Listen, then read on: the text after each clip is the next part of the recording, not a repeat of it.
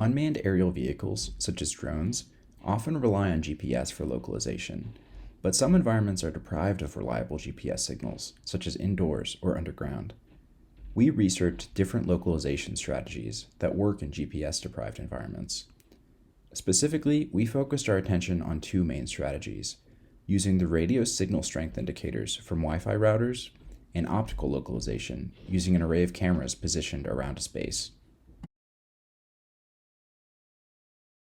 Wi-Fi RSSI localization is an object localization technique used to find the position of an object that has access to a Wi-Fi access point.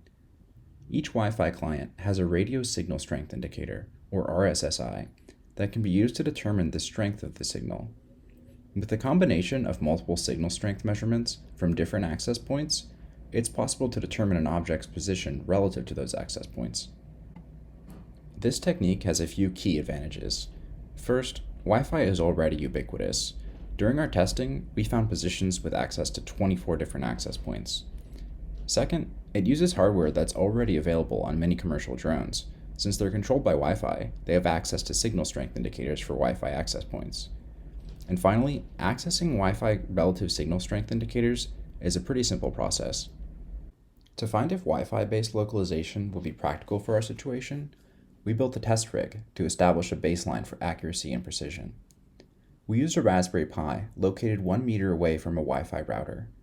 We collected RSSI data on the 2.4 and 5 GHz channels, and then used a Kalman filter to help reduce the noise in the collected data. We performed 2,000 scans using this rig. Here you can see a summary of the data that we collected. The x-axis represents the scan number, and the y-axis represents the computed distance using the RSSI measurement. The cyan and magenta points represent the raw data that we collected for the 5 and 2.4 GHz channels respectively. Here we see the first major issue with this strategy. Not only is the precision very low, evidenced by the banding in the graph, the accuracy is too. The rig and Wi-Fi router didn't move at all during the testing, but we still see distance predictions varying by up to half a meter. The red and blue lines represent this data after it's been run through the Kalman filter. While the data has been smoothed out a fair bit, the level of variation is still unacceptable. This test quickly showed that Wi-Fi RSSI localization is not practical for our purposes. Collecting each RSSI sample took at least 2 full seconds, meaning that the drone's location could only be updated at best at 2-second intervals. RSSI data also had very poor precision. The operating system only reported signal strength as integers on the range of 0 to 100. 2.4 GHz Wi-Fi is known to reach about 150 feet indoors. Because we only have a range of 100 integers, breaking up 150 feet will leave us with a precision of only 1.5 feet, which is far too large for effectively localizing a drone. Finally, we found the signal strength data to be extremely susceptible to noise. Wi-Fi signals are subject to interference from a wide variety of sources, and accuracy suffered as a result. For these reasons, we determined not to proceed with further research into Wi-Fi based localization. Our optical localization strategy works using 3 cameras positioned in an indoor space.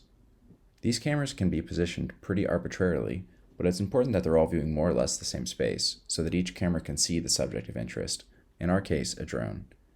To identify the position of this drone, we take the video feeds from each of these cameras and run them through our localization pipeline, which returns a prediction of where the drone is physically located in 3D space. Our pipeline first performs some basic image processing on the images, boosting the brightness and contrast and running our background removal algorithm. Next, we perform image segmentation to identify which pixels in each image correspond to the drone. Finally, we run these pixel locations through our neural network, which returns a prediction of where the drone is located.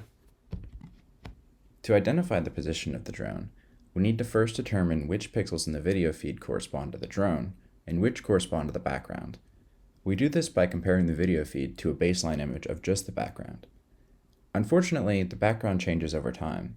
As the drone moves through the wind, it blows around wrinkles in the white sheet. There could also be other subjects in the room moving around, such as people.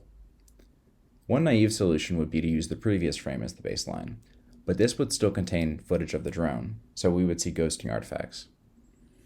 Our solution is to selectively update the baseline after each frame. After each frame, we replace the baseline with the previous frame, except for the areas near the drone, which are replaced with the baseline before that. This gives us an up-to-date background with no ghosting artifacts, so that we can easily separate the position of the drone from the background. Once we've established a proper baseline for what represents the background of an image, finding the pixels that represent the drone is a simple matter of taking the difference between the frame and the baseline image. Once we do that, we find a contour that encloses the drone. Then we draw a bounding box around this contour. This gives us a general area for the drone, and we can use the center of this bounding box as input for our neural network, representing the position of the drone in the 2D image. Our neural network for localization is a very simple feed-forward network. The input layer of the network receives 3 pairs of XY coordinates. Each pair represents the center of the drone bounding box that we found in the previous step. We used 2 hidden layers of 50 neurons each. We deliberately chose to use a small number of hidden neurons to reduce the risk of overfitting. Our output layer returns 3 values, representing an XYZ prediction of where the drone is located in 3D space. One way to visualize this neural network is as a function that receives the drone pixel locations from the previous step and outputs a prediction of where the drone is. We had to train our neural network for it to be able to make accurate predictions about the position of the drone. To generate training data for the network, we made use of a 3-axis robot, which could be instructed to move to arbitrary positions in space. We attached a red LED to the top of the robot, which served as a surrogate for the drone. We then instructed the robot to perform a random walk in 3D space.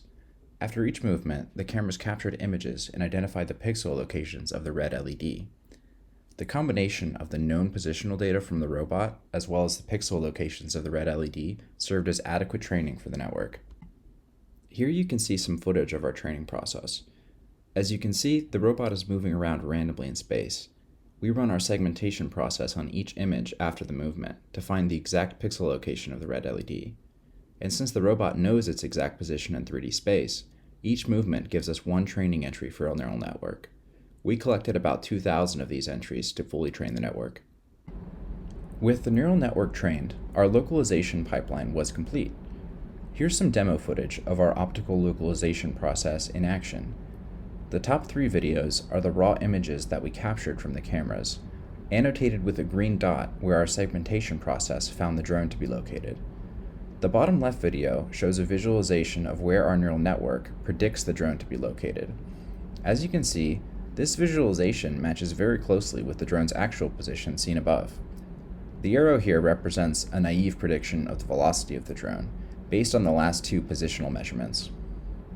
The bottom center tile shows the drone's predicted position in meters. The origin of this position is arbitrary. What's really important is how this value changes when the drone moves. Overall, we're extremely pleased with the results. The localization is fairly precise, within 2 to 3 centimeters. To ease the compute and USB bandwidth requirements, we actually only capture the video footage at 240p. With additional resolution, and perhaps additional cameras, we think we could improve the localization precision to sub-centimeter levels. Our pipeline is also fairly performant. While our proof of concept ran at only 10 frames a second, we believe that with some tuning, the pipeline could be made to run at 30 frames per second or more. This positional data captured from our localization pipeline could be used to close the loop on the control of a drone. We initially had plans to do this, but had to cut it due to time constraints. This optical localization strategy would be ideal for when a drone's own localization fails, or when its onboard localization doesn't work in a particular environment. Thank you for watching. Feel free to contact us if you'd like to discuss this project. You can find a link to our repository in the description of this video.